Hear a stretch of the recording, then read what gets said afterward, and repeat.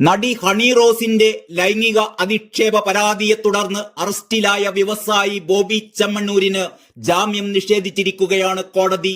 14 ദിവസത്തേക്ക് ബോബി ചെമ്മണ്ണൂരിനെ റിമാൻഡ് ചെയ്യാനാണ് കോടതിയുടെ ഉത്തരവ്.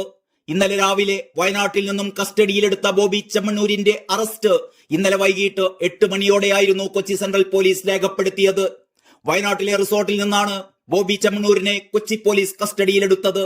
ഇന്ന് 12 മണിയോടെയാണ് പ്രതിയെ കോടതിയിൽ ഹാജരാക്കിയത്. ബോബിക്കായി മുതിർന്ന അഭിഭാഷകൻ രാമൻപിള്ള കോടതിയിൽ ഹാജരായി. രൂക്ഷമായ വാദപ്രതിവാദമാണ് കോടതിയിൽ നടന്നത്. ബോബി ചെമ്മണ്ണൂരിനെ കസ്റ്റഡിയിൽ വേണമെന്നും ജാമ്യം നൽകരുത് എന്നും പ്രോസിക്യൂഷൻ ആവശ്യപ്പെട്ടപ്പോൾ പരാതിക്കാരിക്കെതിരെ ആരോപണമുന്നയിച്ചും ജാമ്യം നൽകണമെന്നുമാണ് പ്രതിഭാഗം ആവശ്യപ്പെട്ടത്. പരാതിക്കാരിക്ക് വേണ്ടത് പബ്ലിസിറ്റിയാണ് എന്ന് ബോബി ചെമ്മണ്ണൂരിന് വേണ്ടി ഹാജരായ അഡ്വക്കേറ്റ് രാമൻപിള്ള വാദിച്ചു. പരാതിക്കാരി മുഴുനീളം സമൂഹ മാധ്യമങ്ങളിൽ വാർത്തകളിൽ നിറഞ്ഞു നിന്ന് പബ്ലിസിറ്റി നൽകുകയാണെന്നും ആരോപിച്ചു. എന്നാൽ ബോബി ചെമ്മണ്ണൂർ ചെയ്തത് ഗുരുതര കുറ്റമെന്ന് പ്രോസിക്യൂഷൻ ഗണ്ണിച്ചു. ശരീരത്തിൽ പരിക്കുണ്ടോ എന്ന് മജിസ്ട്രേറ്റ് ചോദിച്ചപ്പോൾ 2 ദിവസം മുമ്പ് വീണിരുന്നുവെന്നും അതിന്റെ പരിക്കുണ്ടെന്നും ബോബി ചെമ്മണ്ണൂർ അറിയിച്ചു. പോലീസ് മർദ്ദിച്ചിട്ടില്ല എന്നും താൻ അൾസർ രോഗിയാണെന്നും ബോബി പറഞ്ഞു. ഡിജിറ്റൽ തെളിവുകൾ അടക്കം പരിശോധിക്കണമെന്നും ജാമ്യം നൽകരുത് എന്നും വാദിച്ച പ്രോസിക്യൂഷൻ ബോബി ചെയ്തത് ഗൗരവമേറിയ കുറ്റമാണെന്ന് ചൂണ്ടിക്കാട്ടി. പരാതിയിൽ ഉന്നയിക്കുന്ന വീഡിയോ പരാതിക്കാരി തന്നെ സമൂഹ മാധ്യമങ്ങളിൽ പോസ്റ്റ് ചെയ്തിട്ടുണ്ട് എന്ന് പ്രോസിക്യൂഷൻ പറഞ്ഞു. എന്നാൽ ഈ ഘട്ടത്തിൽ വീഡിയോ കാണേണ്ട ആവശ്യമില്ലെന്ന് മജിസ്ട്രേറ്റ് പറഞ്ഞു. പ്രതിഭാഗത്തോട് വാദം തുടരാനും ആവശ്യപ്പെട്ടു. വ്യാജ ആരോപണമാണ് എന്നും ജാമ്യം ലഭിക്കാവുന്ന കുറ്റമാണ് എന്നുമായിരുന്നു അഡ്വക്കേറ്റ് രാമൻപിള്ളയുടെ വാദം.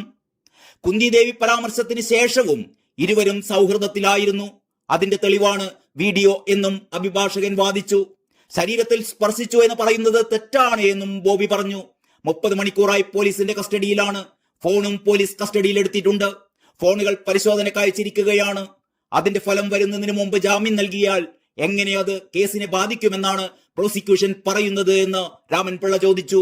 റിമാൻഡ് ഈ ഘട്ടത്തിൽ ആവശ്യമാണോ എന്നാണ് പരിശോധിക്കുന്നത് എന്ന് മജിസ്ട്രേറ്റ് മറുപടി നൽകി. കേസിന്റെ മെറിറ്റിലേക്ക് കടക്കുന്നില്ല എന്നും കോടതി പറഞ്ഞു. ഡിജിറ്റൽ തെളിവുകൾ മേൽക്കോടതികൾ അടക്കം പരിശോധിക്കാറുണ്ടെന്നും പ്രതിഭാഗം പറഞ്ഞു. റിമാൻഡ് ചെയ്യേണ്ടതില്ലെന്നും ഫോൺ കസ്റ്റഡിയിലുണ്ടെന്നും എന്തെങ്കിലും വിവരം വേണമെങ്കിൽ വിളിപ്പിച്ചാൽ മതിയെന്നും ബോബി ചെമ്മണ്ണൂർ പറയുകയുണ്ടായി. പരാതിക്കാരിയുടെ പരാതി കോടതിയിൽ പ്രോസിക്യൂഷൻ വായിച്ചു കേൾപ്പിച്ചു. പ്രതി മനഃപൂർവ്വം നടത്തിയ കുറ്റമാണിത്. ക്ഷണിതാവായതുകൊണ്ടാണ് അന്ന് പരാതിക്കാരി പ്രതികരിക്കാതിരുന്നത്. എന്നാൽ നടീനടന്മാരുടെ സംഘടനയായ അമ്മ ബോബിയുടെ മാനേജറോട് പ്രതിഷേധം അറിയിച്ചിരുന്നു. മറ്റു പരിപാടികൾക്ക് ക്ഷണം ലഭിച്ചപ്പോൾ അത് നിരസിച്ചു. എന്നാൽ അഭിമുഖങ്ങൾ വഴി ബോബി ചെമ്മണ്ണൂർ അധിക്ഷേപം തുടരുകയായിരുന്നു. സമൂഹത്തിലെ ഉന്നത സ്ഥാനത്തുള്ള വ്യക്തിക്ക് ജാമ്യം നൽകിയാൽ തെളിവുകൾ നശിപ്പിക്കും.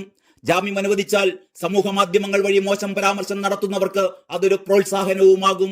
സാക്ഷികളെ സ്വാധീനിക്കും. പരാതിയിൽ പറയുന്ന ദിവസം തന്നെ മാധ്യമങ്ങളെ കണ്ടിരുന്നുവെന്നും പ്രതിക്ക് ജാമ്യം നൽകരുത് എന്നും prosecution വാദിക്കുകയുണ്ടായി. News desk truth live.